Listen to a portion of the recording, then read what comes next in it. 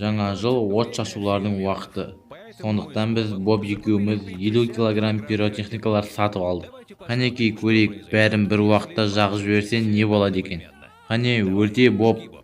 Бірінші болып бүкіл жерден жанатын фонтандар. Ұшқындар орташа уақытпен 2,5 минутта барады. Бобқа жақын жерден қарауға болмайды. Әйтпесе терінің күйі пайда болады, жәймендеп көздің көруін жоғалтады. Оған қарағанда Бобқа үлкен отшашулардан сақтанған жөн. Егерде ол осындайды қолына жарып көрсе, оның қолын жұлып болмай, білектеріне жұлады, ал Боб болса контузия алады. Есіңді жи Боб, отшашулар атыла бастады. Жарылыс уақытында олардан алысырақ тұрған жөн. Тым болмаса 20 метр. Өйткені егер заряд Бобқа тисе, жарылыс кезіндегі температура 1800 градусқа барады. Ол титанды болатты ерітіп жібереді, және Бобтың жынды денесін. Қара Боб, соңғы отшашу атылмай қалды. 10 минут аралығында атылмаған отшашуға баруға болмайды. Бірақ біздің Боб тәуекелшіл. Ештеңе болған жоқ па? Ол жай ғана өшіп қалды.